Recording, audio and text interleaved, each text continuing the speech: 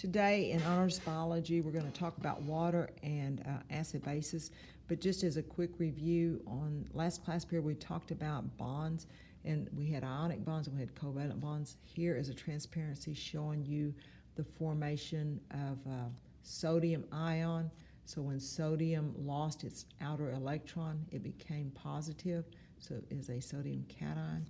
And then chlorine picked it up, so now it has one extra negative charge, so it becomes the chloride ion, which is an anion. And then your positive and negatives attract each other and it makes a crystal. Then we talked about covalent bonds, polar and nonpolar, but I don't have a transparency for those.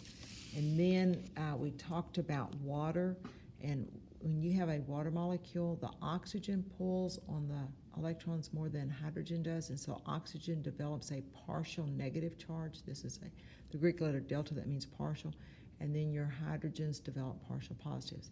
If you put that water molecule in the vicinity of other water molecules, the positive on one water molecule, the positive hydrogen, is attracted to the negative oxygen. That forms a hydrogen bond. So hydrogen bonds occur between two different molecules, where covalent bonds up here occur within. And so you show a hydrogen bond by a dotted line. Okay, so water. Water has several properties. So many of water's properties are due to the hydrogen bonds that occur between water molecules. One thing water has is a pretty high specific heat compared to other compounds. Water has a high specific heat, so it takes more energy to warm it up. It warms up slower and retains heat longer than most other substances. You know that because in the spring, when it starts to get warm and you decide you're going to go jump in the lake, and so if you jump in, the water's pretty cold because it takes a lot of heat energy to warm it up. So here I've listed the specific heats of water, aluminum, and iron. You don't need to know these, but it's showing you that for every 1 gram of water, it takes 1 calorie to raise it up 1 degree Celsius. So like from 58 to 59. Aluminum, it only takes 0.21 calories per gram to raise it up. Iron, it only takes 0.11 calories per gram. And you know that because in the summer, if you have a piece of iron sitting outside and you go to pick it up, it's going to be hot. Another property of water is something called cohesion and adhesion. So cohesion is the attraction of water molecules to other water molecules. So that, like when you have a drop of water, that is due to cohesion between the water molecules. Adhesion, on the other hand, is the attraction of water molecules to other polar molecules. So for instance, water to glass, or like if you're trying to pull water up into a capillary tube, it automatically pulls up because of the positives and negatives. Another thing, water is polar. So since it is polar, it has positive and negative regions on it. It will dissolve other polar molecules along with ionic compounds. So we say water is a universal solvent. It will not dissolve nonpolar molecules. So you've seen this before. So if you put water and oil together, oil is oil is nonpolar, water is polar. They will not mix. Okay. Now the next thing is acids and bases. So with an acid, water molecules to a certain degree will dissociate into hydrogen ions and into hydroxide ions. So a hydrogen ion is written as an H with a superscript positive, and hydroxide ions are written as OH with a superscript negative. Certain other substances called acids will also release protons or hydrogen ions. So sometimes we call a proton or hydrogen ion a naked proton because all it has is the proton in the nucleus. The electron has been lost. Other compounds will accept those hydrogen ions, and we call those bases. So acids release hydrogen ions, bases accept them.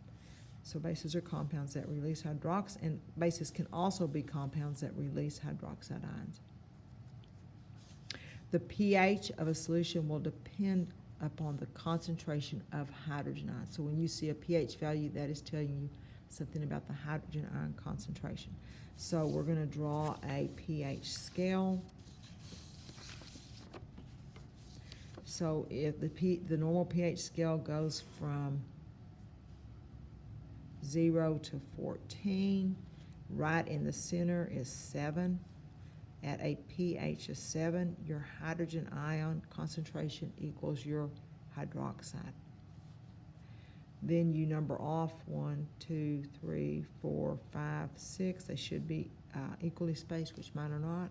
And then 7, 8, 9, 10, 11, 12, 13.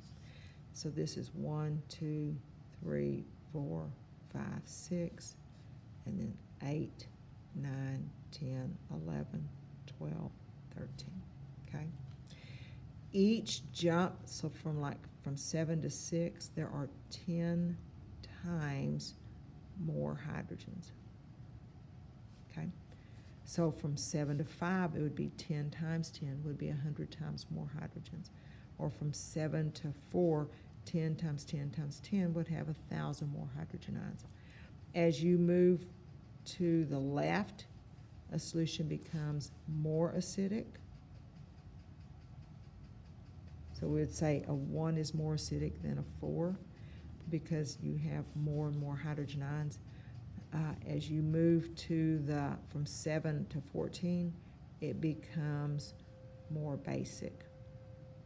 Since since we said that pH depends on hydrogen ion concentration, what you would say is it becomes more acidic is due to more hydrogen ions. It becomes more basic because there are fewer hydrogen ions. Although some people say there are more hydroxide ions. But once again, when you test for pH, you're testing hydrogen ion concentration. Now, there are other pH theories, and we'll talk about those next year in chemistry. So that, we've got a couple more things and then we're done. So the pH range in an organism must be controlled in a narrow range. The pH of your blood is about 7.2, so it's slightly basic. However, some organisms require a much lower or higher pH to survive. So this is the pH for humans. Not all organisms have that pH level. Buffers, your body has buffers. Buffers are substances in organisms that help control the pH range by either picking up excess hydrogens or releasing them. So you could just, think of what if you went and drank a whole bunch of lemonade. And so lemonade tends to be acidic, so you would not want the pH of your blood falling, becoming more and more acidic, so you would have buffers that help take up those excess hydrogens. Okay, so that is it. Now you may finish chapter 2, set 1. Thank you.